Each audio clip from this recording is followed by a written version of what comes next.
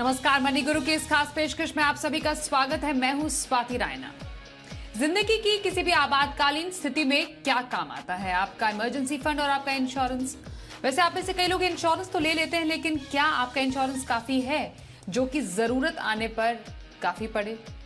ये समझना जानना जरूरी है कि आपके लिए कितना हेल्थ इंश्योरेंस जरूरी है। इस पर करने वाले हैं खास चर्चा, और खास चर्चा रहेगी इस पर भी कि टॉपअप, सुपर टॉपअप प्लान क्या होते हैं और भी कुछ ऐसी बारीकियां इंश्योरेंस की जो आपके लिए जानना समझना जरूरी है। इस पर चर्चा करने के लिए हमारे साथ दो खास मेहमान, मृन अग्रवाल फाउंडर फिनसेफ और प्रतिभा गिरीश फाउंडर फिनवाइज। मृन और प्रतिभा दोनों का बहुत स्वागत हम करते हैं आज मनी गुरु की इस खास पेशकश में।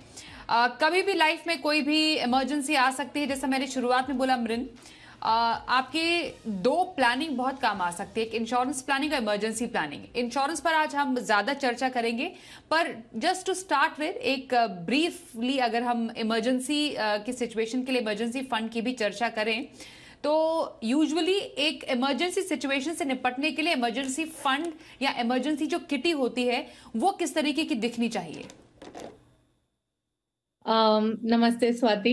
एंड सबसे पहले तो जो आपका जो इमरजेंसी फंड होना चाहिए वो एटलीस्ट 6 महीने के जो आपके खर्चे हैं उस किटी में उतना तो होना ही चाहिए।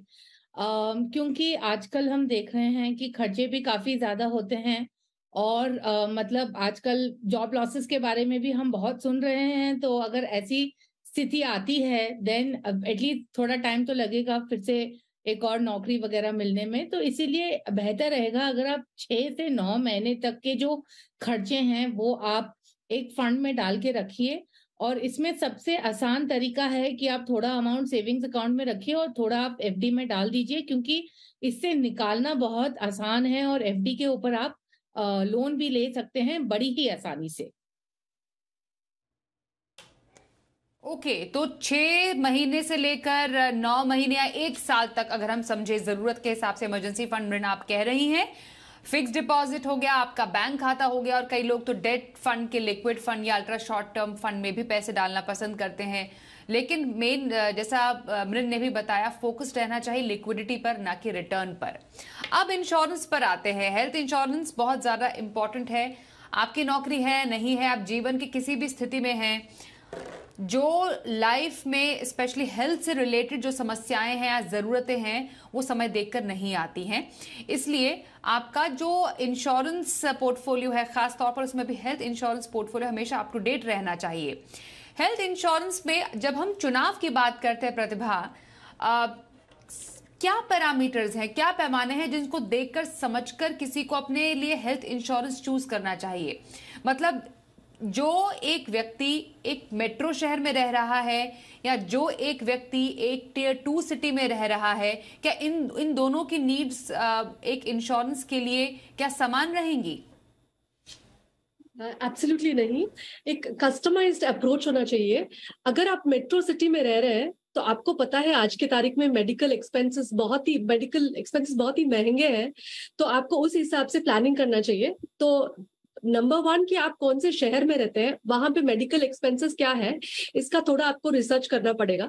नंबर 2 आपका इनकम क्या है, बिकॉज इनकम के हिसाब से आप हॉस्पिटल चुनेंगे कि कौन सा हॉस्पिटल, कौन सा फैसिलिटी आप चुनने वाले, ये आपके इनकम के ऊपर है। आपके डिजीज भी आपके इनकम के ऊपर, आपके लाइफस्टाइल के ऊपर आपके डिजीज भी है।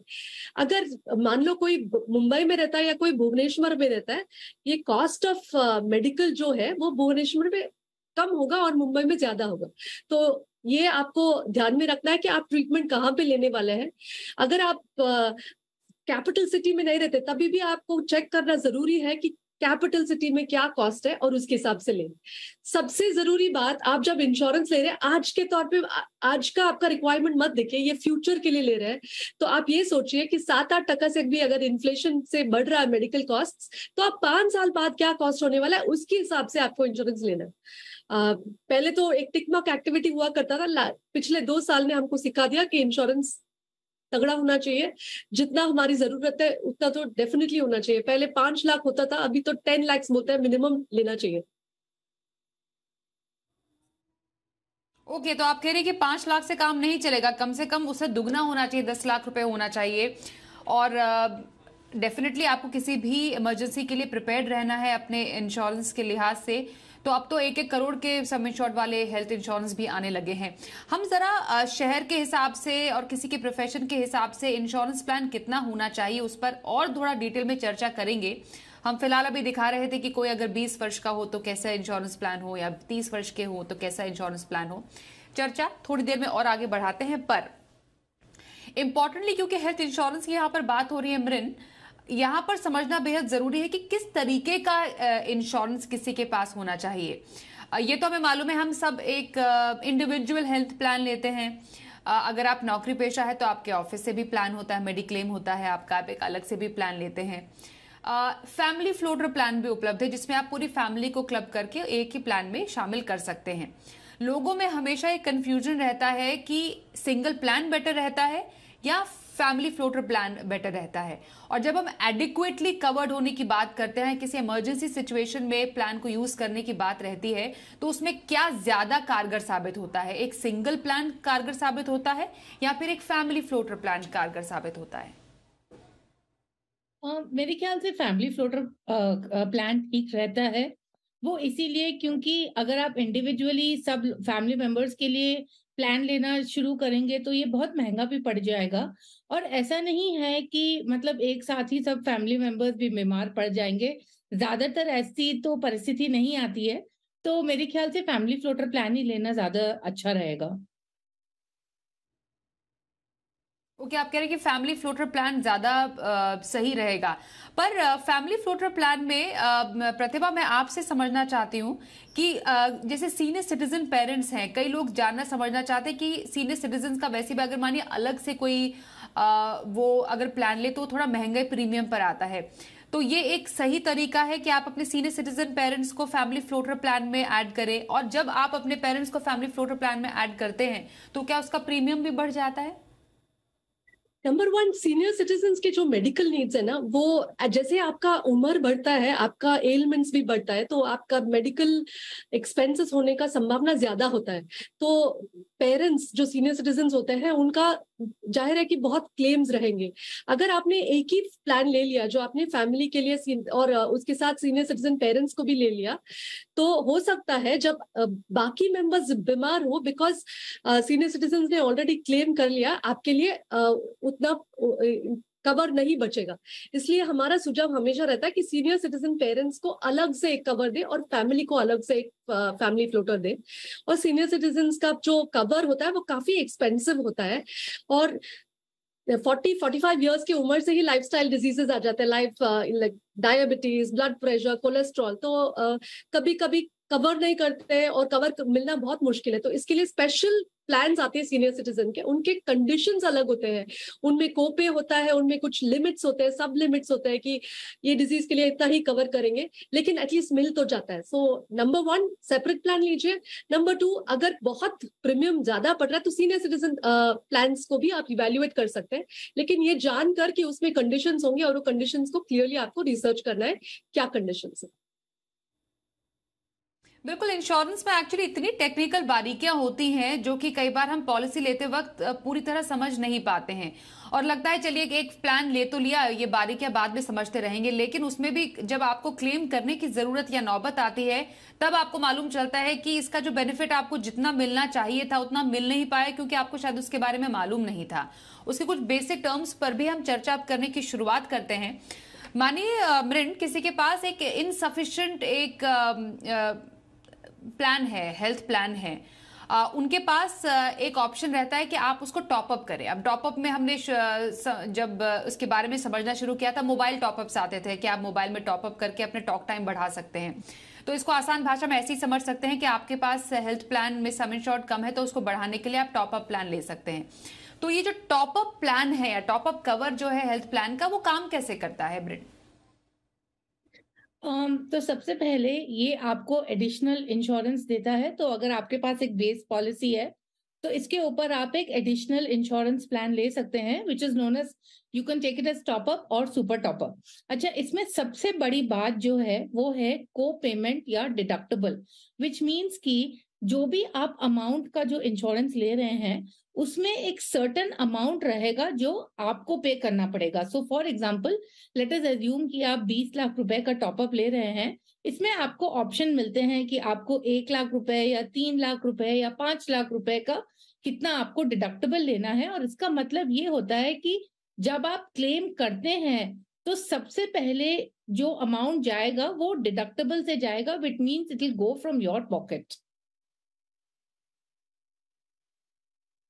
तो आपका कहने का मतलब है, इसको थोड़ा सा और सिंप्लीफाई जैसे हमने किया, डिडक्टेबल का मतलब ये है कि अगर आपने एक पॉलिसी ली है, वो मानिए पॉलिसी डिडक्टेबल बेसिकली 30,000 का डिडक्टेबल है, लेकिन आपको क्लेम करने की नौबत आ जाती है 40,000 रुपए की। अब चूंकि आपका डिडक्टेबल 30,000 ही है, तो वो जो 30,000 रुपए है वो मैं एज अ पॉलिसी होल्डर लूंगी मृण, राइट। और जो बाकी का बचा हुआ जो 10,000 रुपए है वो आपकी जो बीमा कंपनी है वो पे करेगी, या आपका जो टॉप अप प्लान है वो यहाँ पर एक्टिवेट हो जाएगा। ये इसी तरीके से हम इसको समझ सकते हैं हमारे व्यूअर्स। बिल्कुल बिल्कुल, ये बिल्कुल सही बात है। और इसमें भी जैसे अगर हम टॉपअप और सुपर टॉपअप देखते हैं तो सुपर टॉपअप में क्या होता है कि आप मल्टीपल क्लेम्स के लिए टॉपअप कर सकते हैं और एक बार ही वो डिडक्टेबल जाता है। Whereas in the case of the top up each time the deductible is going to come in to play. So that is why the super top up is actually a much better plan to have. Okay, तो basically top up पे भी जो super top up plan है वो शायद ज्यादा फायदेमंद है। प्रतिभा, तो ये सुपर टॉपअप प्लान जो है, क्योंकि अब टॉपअप प्लान्स भी हैं, जैसा हमने बताया, टॉपअप प्लान काम कैसे करता है उसका भी जरा उदाहरण दिखा देते। जैसे जैसे प्रतिभा बोलेंगे हम वैसे दर्शकों को उसका एक गणित भी समझाने की कोशिश करेंगे कि ये टॉपअप प्लान काम कैसे करता है। थोड़ा सा अगर आप इसके उदाहरण के साथ शुरू करें। और एंड अगेन सुपर टॉपअप जैसा मृण ने भी बताया, तो super top up plan actually advisable किन लोगों के लिए है, या मतलब कोई एक पर्टिकुलर, या फॉर एग्जांपल सीनियर सिटीजन अगर सुपर टॉपअप प्लान ले तो ज्यादा सही रहेगा, या उन लोगों के लिए जिनको ज्यादा फ्रीक्वेंटली शायद हो सके, उनके मेडिकल हिस्ट्री की वजह से अगर ज्यादा हॉस्पिटल जाने की नौबत आती है, वो सुपर टॉपअप प्लान रहे ले। तो ये suitability factor super top up plan का किन के लिए ज्यादा है? आमतौर पे जब हम बेस इंश्योरेंस लेते हैं उसका जो प्रीमियम होता है वो काफी एक्सपेंसिव रहता है, महंगा रहता है। तो अगर हमने कुछ प्लान ले लिया आज के तौर पे और हमें लग रहा है कि ये अच्छा प्लान है और इतना कवरेज हमारे लिए बस हो गया, लेकिन 5 साल बाद हमें रियलाइज होता है कि ये जो इंश्योरेंस हमने लिया ये काफी नहीं है और हमें बढ़ाना है, तो हर एक के लिए सुपर टॉपअप जो है वो एक बहुत ही अच्छा तरीका है अपना इंश्योरेंस को बढ़ा के लेने का, क्योंकि ये जो प्रीमियम्स आते हैं ये at a fraction of a cost आते हैं। अगर आप वो बेस कवर को बढ़ाना चाहेंगे तो आपको एक्सपेंसिव पड़ेगा, इसलिए सुपर टॉपअप लेंगे। तो मान लीजिए कोई भी कस्टमर हो जो इंश्योरेंस लिया है, उनको जब बढ़ाना है इंश्योरेंस तो वो एक बेस प्लान के साथ टॉपअप भी जरूर ले।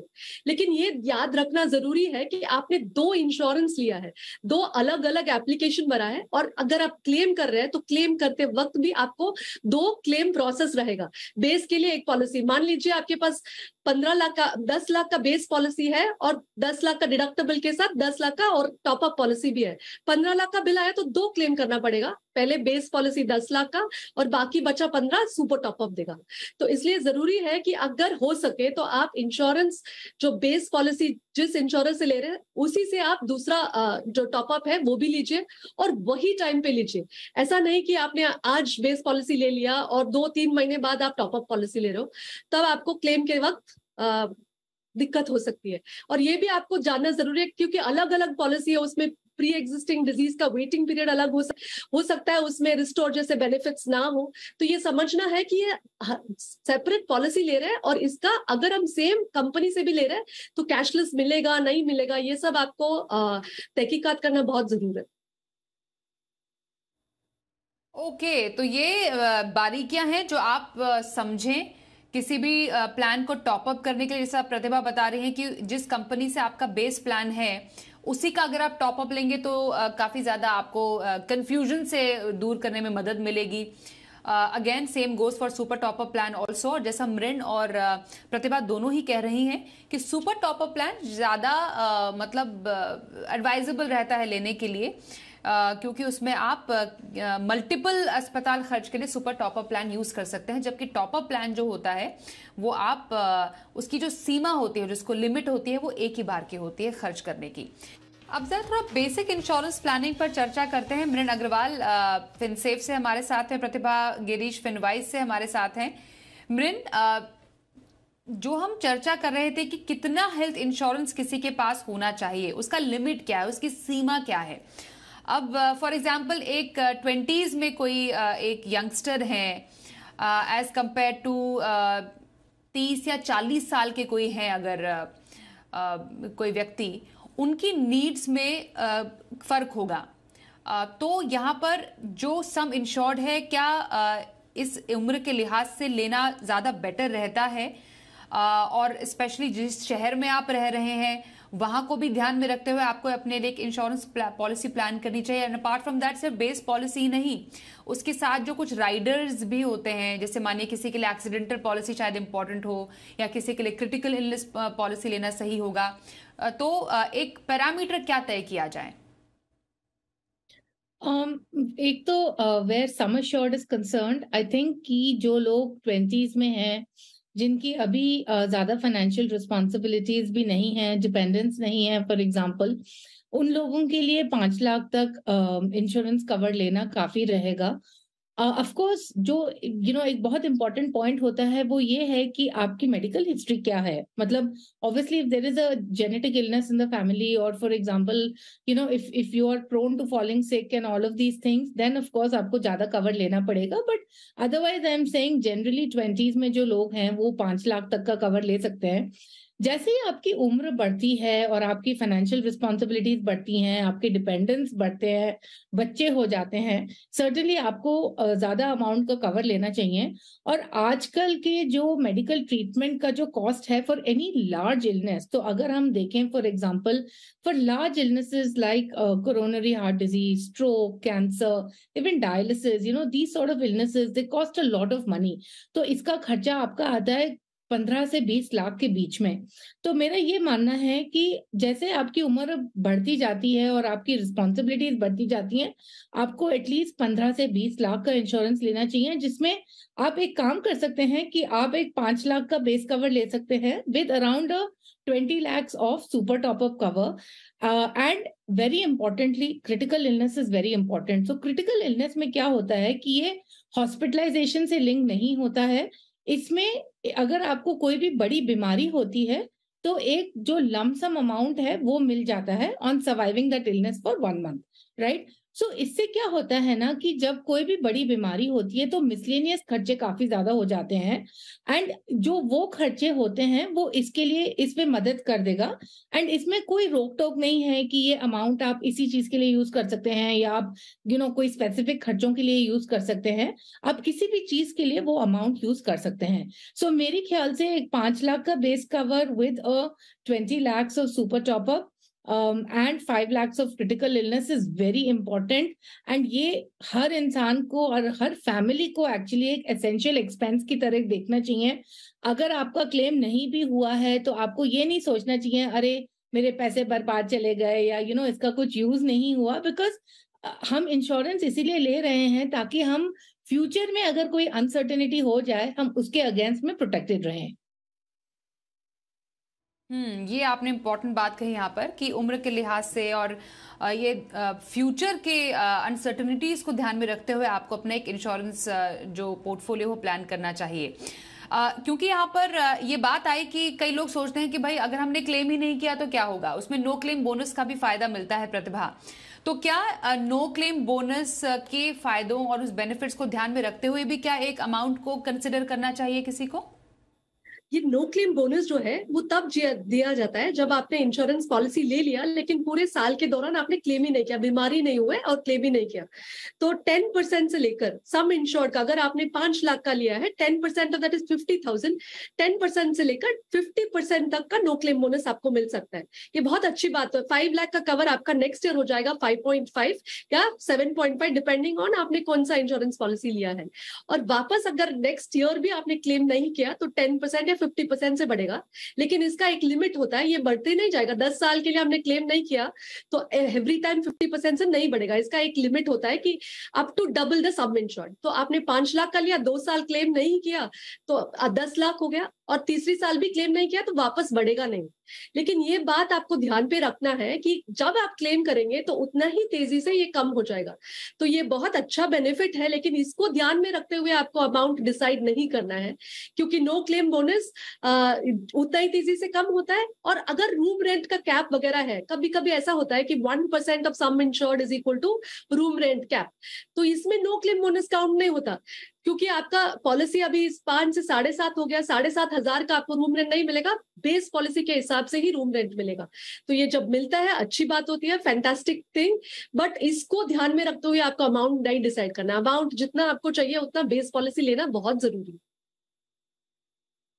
ओके और शो के एंड में मृण मैं आपसे समझना चाहूंगी कुछ 3 से 4 चीजें दिमाग में रखने वाली किसी भी इंश्योरेंस प्लान लेने से पहले, क्योंकि डेफिनेटली आप सम इंश्योर्ड तो डिसाइड कर लेते हैं आपको कितना लेना है कितना नहीं लेना है, और बाकी बहुत सारी चीजें हैं, लेकिन कुछ छोटी मोटी चीजें भी हैं जो आपको जब एक्चुअली क्लेम करने का टाइम आता है, यूज करने का टाइम आता है, तब आपको ध्यान में आता है कि शायद ये पहले समझ लिया होता तो बेटर होता। तो वो कौन सी टेक्निकलिटीज है समझना जरूरी है? सबसे पहले जब आप पॉलिसी ले रहे हैं, आप पॉलिसी वर्डिंग डॉक्यूमेंट जरूर पढ़िए। ये हर इंश्योरेंस कंपनी के वेबसाइट पर अवेलेबल रहती है, और इसमें आप देखिए सबसे पहले कि एक्सक्लूजन क्या है, कि क्या क्या नहीं कवर्ड है। ज्यादातर ये जो पॉलिसी वर्डिंग्स है अनफॉर्चुनेटली वो मेडिकल टर्म्स में है, बट फिर भी आप पढ़िए और देखिए कि एक्सक्लूजन्स क्या हैं, वेटिंग पीरियड्स क्या हैं, प्री एग्जिस्टिंग डिजीजेस के क्या वेटिंग पीरियड्स हैं, और रूम रेंट का अगर कोई कैपिंग है। तो सबसे पहले तो आप समझ लीजिए कि क्या लिमिट्स हैं आपके क्लेम करने के लिए। दूसरा, what I would also suggest is कि अगर आप सुपर टॉपअप ले रहे हैं और अगर आप एक कॉर्पोरेट एम्प्लॉय हैं तो जनरली आपकी कंपनी की तरफ से आपको कवर मिलता है। तो जो वो अमाउंट है वो आप अपना जो बेस अमाउंट है और जो सुपर टॉपअप का जो डिडक्टेबल अमाउंट है ना वो सेम रखिए। और ऑफ कोर्स अगर आप कॉर्पोरेट एम्प्लॉय हैं तो जो बेस पॉलिसी आपकी कॉर्पोरेट पॉलिसी है that can also be used as a deductible, right? Now, of course, प्रतिभा ने ऑलरेडी बोला कि पेरेंट्स के लिए हर समय अलग कवर लीजिए, एंड इसके लिए आप प्लेन सुपर टॉपअप ले सकते हैं, इसके लिए बेस पॉलिसी की भी जरूरत नहीं है। For example 20 lakh super top up policy for a 60-year-old with a 3 lakh deductible costs only about 10 to 15,000 rupees, right?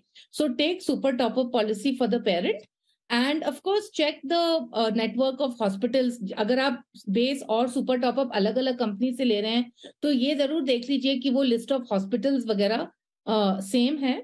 तो यही 4-5 बातें हैं कि take the right amount, check all the exclusions और सारे कंडीशंस अच्छे से पढ़ लीजिए। और एक आसान तरीका है कि आप एक बेस लें, उसके ऊपर सुपर टॉपअप ले, एंड पेरेंट्स के लिए बस सुपर टॉपअप। ओके तो इंश्योरेंस कैसे ले, कितना ले, ये तमाम बारीकियां समझाने के लिए किन बातों का ध्यान रखें, इसको बताने के लिए प्रतिभा और मृण आप दोनों का धन्यवाद करेंगे मनी गुरु में हमारे साथ आज शामिल होने के लिए।